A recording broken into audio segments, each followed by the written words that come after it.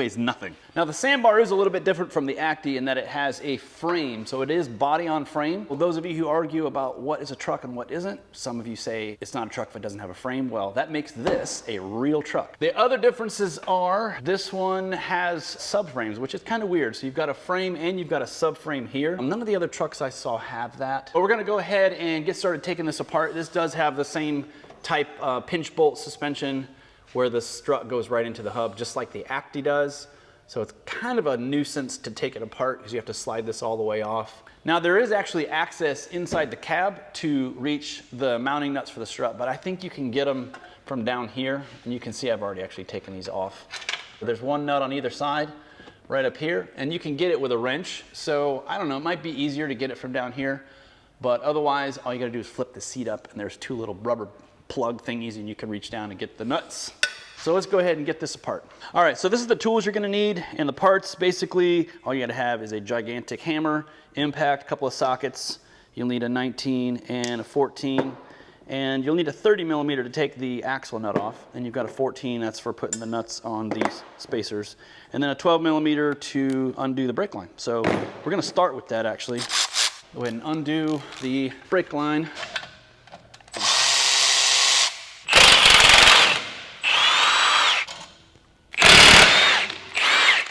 I'm gonna just leave those in there for the time being until we are ready to take this out. So now what we gotta do is knock this off of the bottom of the strut. So that's where the BFH comes in. See it moving. It just takes a lot of, there it goes. There it goes. All right, so I failed to mention one other thing. You have to loosen this bolt right here, which I did off camera. Basically, that just allows this to drop a little more. So what you don't want to do is pull this way because it'll pull the inner CV joint out of the socket, and then you've got a busted axle. And I'll be honest, I have no idea where to get axles for a 1995 Subaru Sambar. We're going to be careful not to do that. So pull it out like this, make sure the axle stays in place, and that's just going to stay supported right there. This can hang, it's not pulling on the brake line at all, obviously. That gets us access to the strut. I'm going to pull this out. We got two 14 millimeter nuts right here.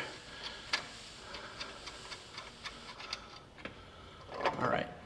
Actually, I'm going to show how to get to these from the driver's side because you have to pull the seat out. All right, on the Sambar, you do have to pull the driver's seat out, and we're going to start by taking these two bolts out right here.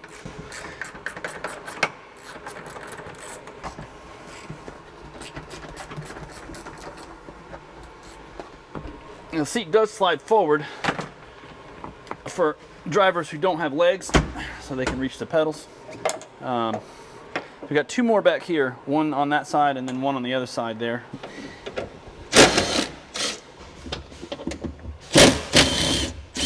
All right, and now from here you just got to pop this up. So a little clip there, pull this back. Got two little rubber covers. Pull these up, and then you get access to the nuts right here.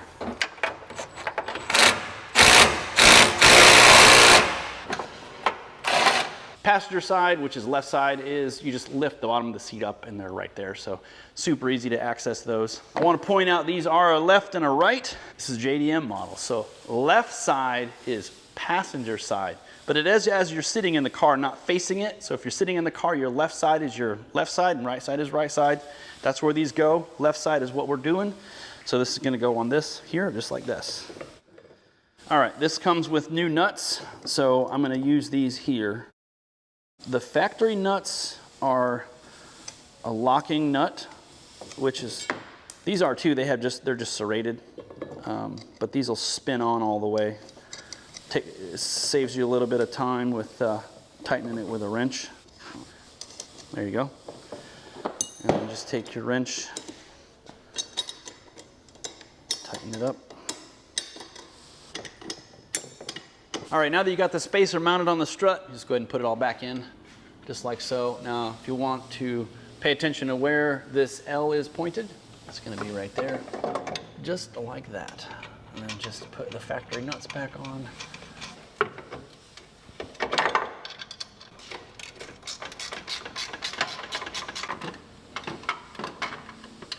Okay, now all we gotta do is put her all back together, which I've done before, and it isn't as easy as you'd think it is. What I had to do last time was actually lift this up because I couldn't get it to line back up.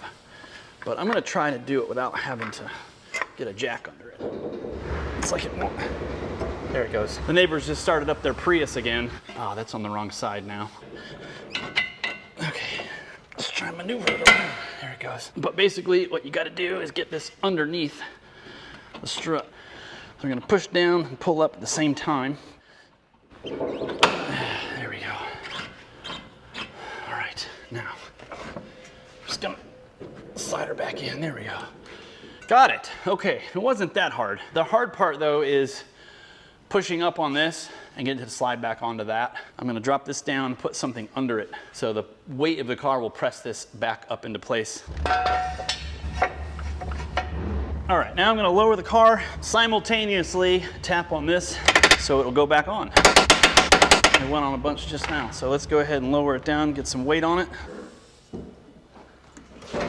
Okay, I'm using a lift, but obviously if you have a floor jack, you can achieve the same result, just lift up on it. But I'm gonna tap on this and you'll see it go up.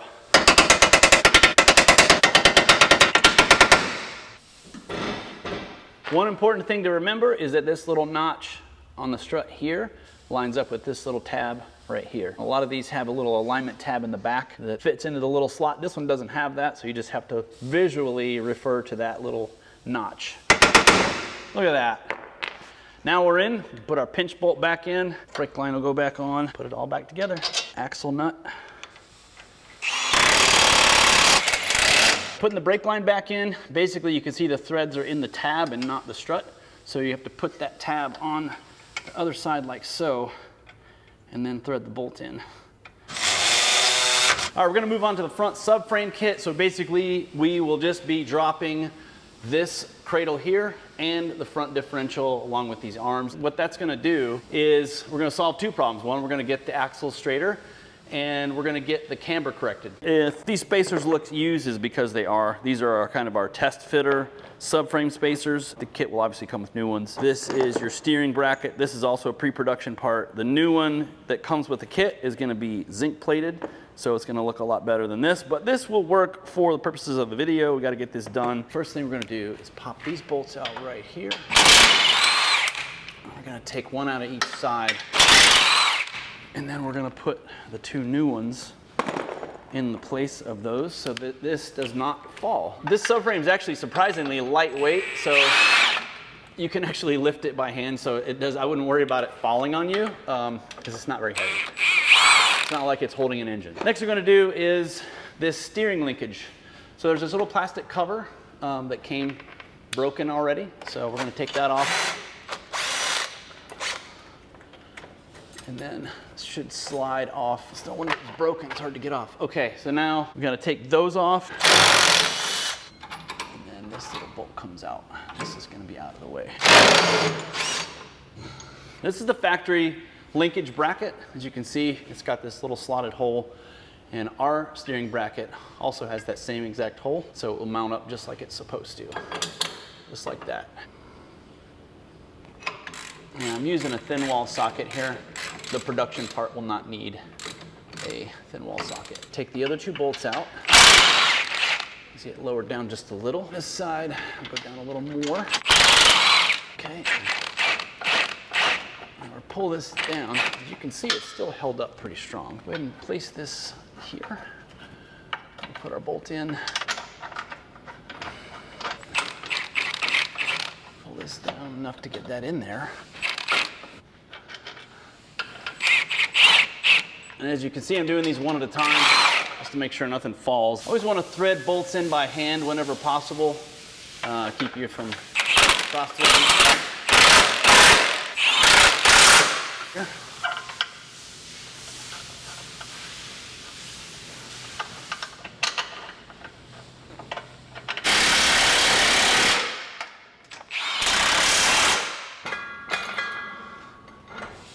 All right, now normally there'd be two bolts here, but I've had this apart and I actually lost one of the bolts. We won't be reusing these, so it doesn't really matter. Go ahead and support the drive shaft with a jack of some kind, or if you're on the ground, you can just use a jack stand. We're gonna take this off. There you go. And then we're gonna lower that down and put spacers in between where this mounts. So just drop this ever so carefully, like so, until we have room for a spacer. And then this side, same thing. Oddly enough, even though this is an M10 bolt, it's a 17 millimeter head. So go ahead and throw that in. All right, and I'm gonna go over all these bolts at the end and make sure they're all tight. So I'm just kind of running everything in to get things moving. All right, the next step is gonna be taking these two bolts out here, one on either side. I can't remember if this one is gonna fall or not, but again, just to be safe, you wanna go ahead and thread one of the two new bolts in its place so that it doesn't land on your head. There you go. Have to drop that a little more. One of them at a time.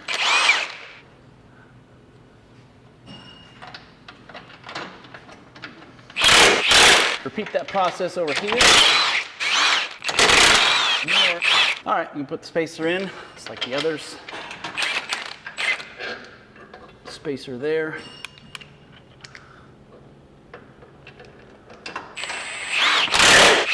Okay, and then we're gonna drop this bolt in from the top to our new bracket and tighten that up. And we got one more little detail we're gonna take care of. First part of this next step is locating your 10 millimeter. Tend to lose those, but you've got these two brackets that hold up the radiator, and they have to be spaced up because they attach to the subframe we just dropped. So we're gonna put spacers in between this bracket and the subframe. Two 10 millimeter bolts, take those out. Oh my gosh, it's not coming loose. Normally by this point you'd be able to take it out with your hand. Oh, there it goes. Okay, we got one more. So we're gonna put two spacers in between this bracket and the subframe. So that's these right here. They're gonna go just like that into the subframe. Going entirely by feel. Okay, and then we just thread these in. And for the sake of brevity, I'm gonna show you this side and you're gonna repeat that for the other side. My cameraman has to go to lunch right now, so we're gonna wrap this part of the video up. Is it even going in? That's what she said. I don't know what's happening. It's just turning. 3 days later. Oh no, it did tighten up. I just wasn't done. What an idiot, dude. So this will still go back on there. It does kind of touch this. I don't think I would leave it on. I think I would just leave this off, actually. I'm not sure what purpose this would have served anyway. Regardless of any of that, I don't know if you've noticed these two studs right here. We're gonna put a skid plate right here.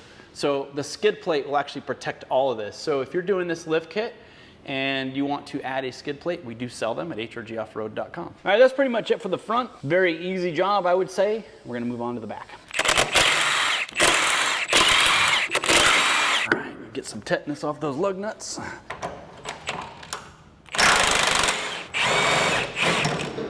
So if you're doing this correctly, you would place something under that because a little bit of tension on the spring there, but it'll be all right. And there we got our drop. Now we should be able to get this spring out. There you go. So interesting fact, the Subaru Sambar is the only one of these trucks that has a coil spring rear. All the other ones are leaf spring. This is your coil spring spacer. This is just gonna go in place of the stock part there. And now you're gonna take this doodad here, you're gonna jam it in there, all right? And then you're just gonna take the spring and just fit it down in there. A little bit of pressure. It'll just pop right in, just like that. Perfect fit. This is keyed. In other words, there's a relief cut into this plate for this part of the coil. So we need to make sure that that goes back where it was. So we're gonna put this in like that. And then, this is keyed as well. You see it's got a little relief there for the top of this coil. So you want to make sure that that lines up when you put it in. But there you go. Yeah, that's the way to do it. Oh, sorry. There we go. We're going to spin this around so that that fits down into the little cutout where it was. Get the spring seated into the spacer. Now from here I'm going to take a jack and just push up on this. Probably gonna have to go on this, right around here. There you go. That's probably good enough. Now we can just lower the lift down onto it. The idea is to compress this spring so that these bolts line up again. So now that we're pretty close, I think that's probably good enough. All right, we're gonna go ahead and install this shock extension.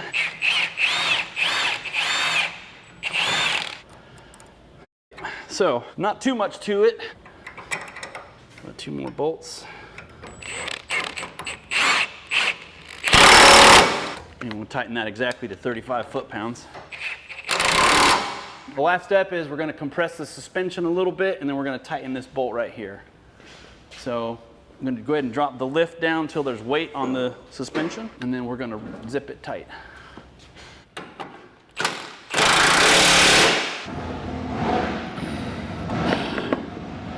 The dang neighbors in their Prius, I swear.